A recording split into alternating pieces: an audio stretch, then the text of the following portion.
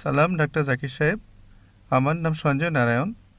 আমি অন্ধ্রপ্রদেশে অ্যামিনিওর কর্নুল ডিস্ট্রিক্ট থেকে এসেছি। আমি গ্র্যাজুয়েশন শেষ করেছি।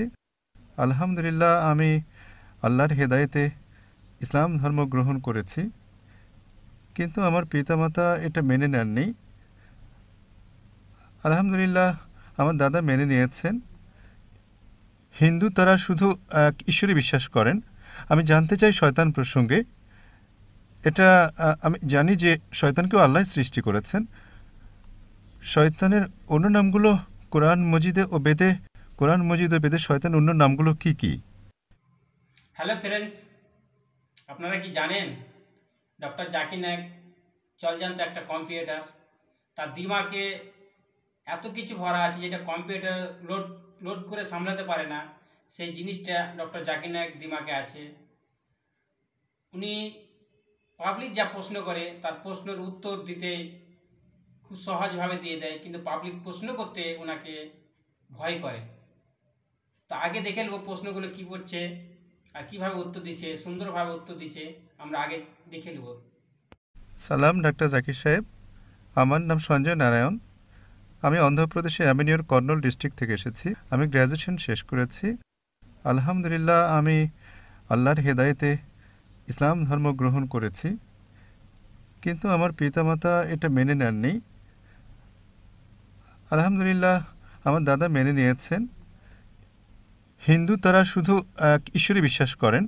আমি জানতে চাই শয়তান প্রসঙ্গে। এটা আমি জানি যে শয়তানকেও আল্লাহ সৃষ্টি করেছেন। শয়তানের অন্য নামগুলো কোরআন মজিদে ও বেদে শয়তান অন্য নামগুলো কি কি? এবং আমার দাদা একটা প্রশ্ন করেছেন, যখন কলিযুগ শেষ হবে, আমি জানি অচিরেই কিয়ামত হবে। সে জানতে চাই কখন কলিযুগ শেষ হবে। এবং অনেক হিন্দুরা শ্রীরাম, সাই বাবা, শ্রীকৃষ্ণকে।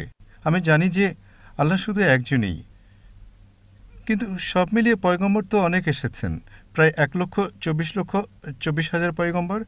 শ্রীকৃষ্ণ, শ্রীরাম, সাই বাবা, তারা কি পয়গম্বর ছিলেন? এবং আমার আরেকটি প্রশ্ন হচ্ছে, বর্তমানে কর্নলে এবং চেন্নাইতেও কিছু মানুষ বিশ্বাস করে কালকি পাওয়ান, আমা পাওয়ানকে। আপনার কাছে কি তাদের সম্পর্কে কোনো তথ্য আছে? ভাই, আপনি প্রশ্ন করলেন। আলহামদুলিল্লাহ, ইসলাম কবুল করেছেন। আল্লাহ সুবহানাহু ওয়া তাআলা আপনাকে ভালো রাখুন এবং আপনার চেষ্টাকে কবুল করে নিন। আপনার প্রশ্ন হচ্ছে যে শয়তান আছে, এই শয়তান কি ইসলাম ছাড়া হিন্দু ধর্মেও আছে এবং তার নামগুলো কি? দ্বিতীয় প্রশ্ন হচ্ছে কলিযুগ কি এসে গেছে? তৃতীয় প্রশ্ন, আমরা শ্রীকৃষ্ণ শ্রীরামকে পয়গম্বর ভাবতে পারি কি না? এবং চতুর্থ প্রশ্ন হচ্ছে কলকি অবতার প্রসঙ্গে। প্রথম প্রশ্ন, শয়তানের নাম কি?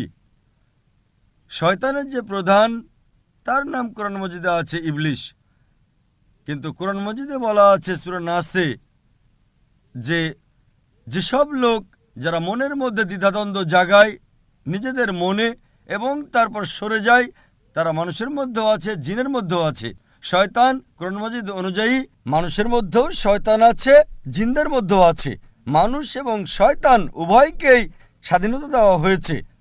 আমরা চাইলে আল্লাহর কথা মানতে পারি, চাইলে নাও মানতে পারি।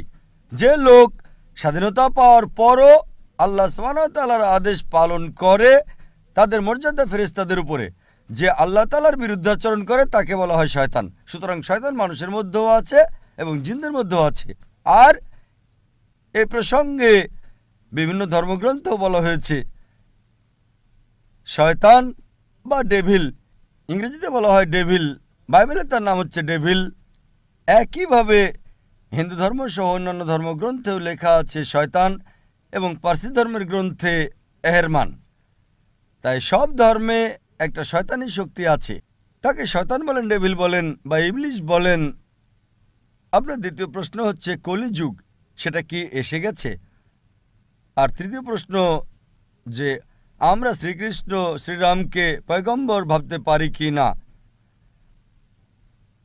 মুহাম্মদ সাল্লাল্লাহু আলাইহি ওয়াসাল্লাম বলেছেন, সহিহ হাদিস মিশকাত আল নিসাবি অধ্যায় নম্বর 3 হাদিস নম্বর 5373, যার উল্লেখ আছে মুসনাদ আহমদ অধ্যায় নম্বর 5 পৃষ্ঠা নম্বর 265 ও 266-তে। আল্লাহ রাসূল বলেছেন যে আল্লাহ সুবহানাহু ওয়া তাআলা এই পৃথিবীতে 1,24,000 পয়গম্বর পাঠিয়েছেন, কিন্তু নামসহ কোরআন মাজিদে শুধু 25 জনের কথা আছে। আদম আলাইহিসসালাম, নূহ আলাইহিসসালাম, ইব্রাহিম আলাইহিসসালাম, মুসা আলাইহিসসালাম, ঈসা আলাইহিসসালাম, মুহাম্মদ সাল্লাল্লাহু আলাইহি ওয়াসাল্লাম সহ 25 জনের নাম আছে। কিন্তু কোরআন মাজিদে লেখা আছে সূরা ফাতির সূরা নাম্বার 35 আয়াত নাম্বার 24-এ, وإن من أمة إلا خلا فيها نذير। এমন কোন উম্মত ছিল না যার কাছে আল্লাহ সুবহানাহু ওয়া তাআলা সতর্ককারী পাঠাননি। আল্লাহ তাআলা বলেছেন সূরা রাদ সূরা নাম্বার 13 আয়াত নাম্বার 7-এ, ولكل قوم هاد। এবং প্রত্যেক জাতির কাছে আমি হিদায়াতকারী প্রেরণ করেছি। নাম শুধু 25 জনের উল্লেখ আছে। আল্লাহর রাসূল বলেছেন 1,24,000 পয়গম্বর।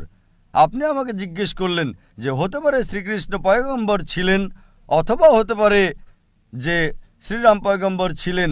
যেহেতু কোরআন মাজিদে শ্রীকৃষ্ণ অথবা শ্রীরামের কথা বলা হয়নি, কোনো সহিহ হাদিসেও নেই, এজন্য আমি বলতে পারবো না যে তারা পয়গম্বর ছিলেন। আমি বলতে পারি এটা হতে পারে, মেবি হতে পারে তারা পয়গম্বর ছিলেন, হতে পারে পয়গম্বর ছিলেন না, কিন্তু আমি বলতে পারি না যে তারা 100% নিশ্চিত পয়গম্বর ছিলেন।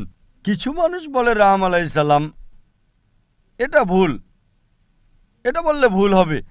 তাই শ্রীকৃষ্ণ শ্রীরাম হতে পারে পয়গম্বর ছিলেন, হতে পারে পয়গম্বর ছিলেন না, কিন্তু যদি তারা পয়গম্বর হয়েও থাকেন, যে সকল পয়গম্বর মুহাম্মদ সাল্লাল্লাহু আলাইহি ওয়াসাল্লামের পূর্বে এসেছেন তাদেরকে শুধু একটা জাতির জন্য পাঠানো হয়েছিল, তাদের গোত্রের জন্য, এবং তাদের কথা একটা নির্দিষ্ট সময়ের জন্য নির্ধারিত ছিল।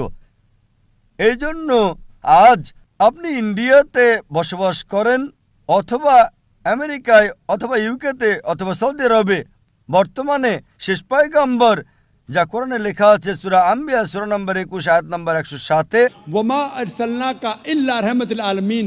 আমি মুহাম্মদ সাল্লাল্লাহু আলাইহি ওয়াসাল্লামকে পাঠিয়েছি কিন্তু শুধু রহমত হিসেবে সমগ্র সৃষ্টির জন্য, সমগ্র মানবজাতির জন্য, সমগ্র পৃথিবীর জন্য। যেহেতু মুহাম্মদ সাল্লাল্লাহু আলাইহি ওয়াসাল্লাম ছিলেন শেষ পয়গম্বর, তাকে শুধুমাত্র মুসলমান বা আরবদের জন্যই পাঠানো হয়নি, তাকে পাঠানো হয়েছিল সমগ্র মানবজাতির জন্য। তাই আজ হয়তো আপনি বাস করছেন ভারতে, অথবা ইউএসএতে, অথবা ইউকেতে, অথবা সিঙ্গাপুরে, অথবা সৌদি আরবে, আপনাকে বিশ্বাস করতে হবে শেষ পয়গম্বর মুহাম্মদ সাল্লাল্লাহু আলাইহি সাল্লাম। আর এটা লেখা আছে হিন্দু ধর্মের গ্রন্থেও। যেমন আপনি বললেন কলকি অবতার সম্পর্কে, এই বিষয়ে আমি লেকচার দিয়েছিলাম গত শনিবার, এক সপ্তাহ আগে 15 তারিখে। এই মঞ্চে এক সপ্তাহ আগে আমি বলেছিলাম মুহাম্মদ সাল্লাল্লাহু আলাইহি সাল্লামের কথা বিভিন্ন ধর্মের গ্রন্থসমূহে, এবং সেই বক্তব্যে আমি কলকি অবতারের কথাও বলেছিলাম। লেখা আছে কলকি পুরাণাতে অধ্যায় নম্বর 2 অনুচ্ছেদ 4, 5, 7, 11 এবং 15 নম্বরে যে কলকি অবতার আসবেন, ভবিষ্যৎবাণী আছে। তার পিতার নাম হলো বিষ্ণু ইয়াস, অনুবাদ করলে হয়ে যায় আল্লাহর বান্দা আব্দুল্লাহ। তার মায়ের নাম হচ্ছে সুমতি, অনুবাদ করলে হয়ে যায় শান্তি প্রতিষ্ঠাকারী নারী। এর অনুবাদ হচ্ছে আমিনা। বলা হয়েছে তিনি জন্ম নেবেন সাম্বালাতে, শান্তির স্থান, অনুবাদ হলো মক্কা। তিনি জন্মাবেন সেই সাম্বালার দেশের প্রধানের ঘরে। আমরা জানি মুহাম্মদ সাল্লাল্লাহু আলাইহি ওয়াসাল্লাম কুরাইশ বংশে জন্মগ্রহণ করেছেন। এইভাবে আমি বিস্তারিত বর্ণনা করেছিলাম এক সপ্তাহ আগে। কলকি অবতার, এই কলকি অবতার হলেন শেষ পয়গম্বর মুহাম্মদ সাল্লাল্লাহু আলাইহি ওয়াসাল্লাম। আপনি এই বিষয়টা আপনার পিতাকে জানাতে পারেন, এবং ইনশাআল্লাহ আমি দোয়া করব আপনার পিতা যেন হেদায়েত হন। আসসালামু আলাইকুম।